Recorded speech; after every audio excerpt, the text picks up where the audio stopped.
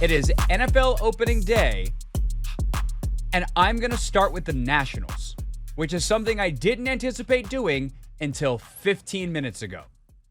But they look like they are on fire. Like internally, not in a good baseball way, on fire. And that is a multitude of a couple of things. One, which just broke, courtesy of Britt Giroli at The Athletic. From Britt's article, I will read directly. The retirement news conference for Washington Nationals pitcher Stephen Strasburg, that was slated for Saturday, has been canceled, according to multiple sources briefed on the matter. Here's what you need to know. The Nationals approached Strasburg about retiring earlier this summer. While no finances were implicitly discussed, Strasburg is on the injured list with nerve damage, and his contract is fully guaranteed. The Nationals, sources say, want to change the original contract terms and work out a settlement. Strasburg signed a 7-year, $245 million deal after the 2019 World Series. The 35-year-old hasn't pitched since making one start in June 2022, his first in over a year after undergoing surgery for thoracic outlet syndrome in 2021. The Nationals remain in a state of flux after the organization gutted their scouting department Wednesday, informing more than a dozen employees they will not be returning for 2023. The Nationals president of baseball operations, Mike Rizzo, remains unsigned beyond 2023. We thought a couple of weeks ago that we were headed towards potentially a really exciting time for Nationals baseball on two fronts. You know, the team was looking really good. They were winning baseball games, and that's obviously very exciting. You also had them sign Davey, the manager, Davey Martinez, to a new deal. Okay, cool. Let's get Rizzo done, and then you go from there. Unfortunately, since then, the team has taken a slide, which really not that big of a deal. Like, the wins and losses at this stage for this team, I don't want to say they don't matter, but they don't matter. You're not trying to make the playoffs right now, realistically. You're just trying to get a little bit better every day, not just at the major league level, but throughout your system. But you thought maybe once Rizzo got Davey done, that the ownership would take care of him next, that he would be the next guy, and you know, you'd have this nice continuity ready to move forward on the baseball side, as the team perhaps was going to be ready to compete before we thought they would. Maybe as soon as next year, even though a lot of us, I won't even say us, a lot of baseball prognosticators, of which I am not one, but I talk to them, said 2025 is probably the year that's realistic. Fast forward, 2 weeks? They fire most of the scouting department in what looks to be a gigantic cost-cutting measure.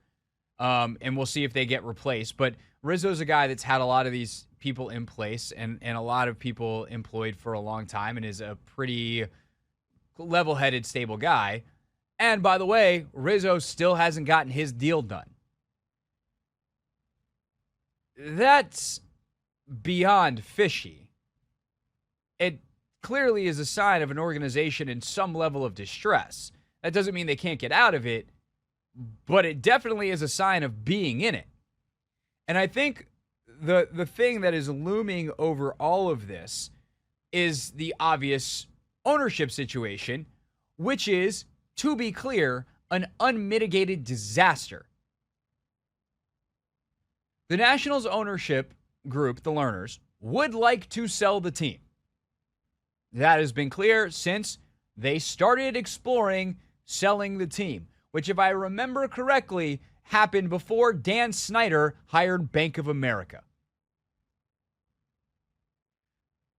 In that time, the best known bidder, the most likely buyer, the person who Chelsea Janes came on this show and told us would likely own the team if she had to predict, this was probably 3 or 4 months ago, and if I said who owns the team 2 years from now, she said the answer would be Ted Leonsis. That hasn't changed. Leonsis has been the favorite all along. He still is. And the biggest piece at the center of the negotiations, to the extent that they're even happening, is obviously the price.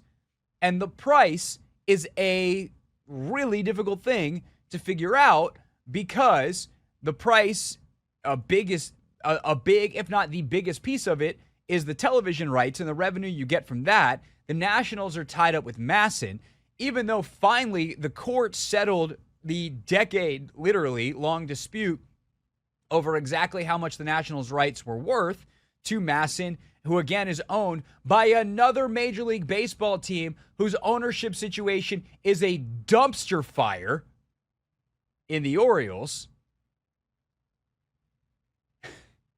I can't believe this is still going in what feels like the same run-on sentence. This is how complicated and silly this entire thing is. The Nationals, the price, tied up with Masson owned by the Orioles. And by the way, what it's been worth the last 10 years, how do you possibly say that's what it's worth the next 10 years when regional sports networks are collapsing around the country? Television, and I should even say television, the way we consume video is changing dramatically as I sit here streaming my sports radio show on YouTube and Twitter. And unlike a lot of other owners who were really kind of concerned with the price part of that equation, Ted Leonsis really wants that to get figured out and to be able to free the Nationals' rights from Masson, which will take a lot of money, because he just bought a television network and one that he plans on doing digital video with and, having an app and all the thing. I think Leonsis is actually doing with Monumental Sports a lot of smart stuff on the quote-unquote television/digital video side. But none of that matters if he can't get the actual rights to the games, which would be crazy if he owns the bleeping team, but he can't do it right now. There's not an amount of money that he's willing to pay that can pry the rights because of those just terrible words, if you're on the wrong end of them in a contract, in perpetuity, that the Orioles, in exchange for letting the Nationals come to D.C., got control over their television rights. This thing's a mess. And somehow we have gotten to a place where at the middle of that mess, to bring this all together, is arguably the greatest player in franchise history all of a sudden being in a financial kerfuffle with the team to the point that they cancel his retirement press conference. That just feels gross. And I'm sure that there's negotiations that are ongoing between Scott Boras, Strasburg's agent, and the team. And I'm sure there's even people listening who would say he should give money back. He didn't earn that money. He hasn't pitched on this contract. And sure, but that's not how contracts work. The Nationals, knowing his arm was a mess, signed him stupidly to a terrible deal for them because it was fully guaranteed. And this is how the negotiations should go if you're Strasburg and Boras. I will start in the role of the Washington Nationals. Hi, we would like money back. I'm now in the role of Strasburg/Boras. No. Please, no. But you love this franchise. No. And you just keep saying no until they stop calling or they get the point. And there's no recourse for the Nationals. Unless Stras hid some kind of medical information, which, team doctors get to do a physical, the whole deal. They cleared him. And he's been under their care his entire career. No bad faith there. You know too much. So this is ugly. This is really ugly. I hate this. This is icky and uncomfortable. But this is the biggest story for the Nationals right now because as we sit here in September, their September games don't really matter that much. What does matter is how they continue to conduct themselves as a franchise.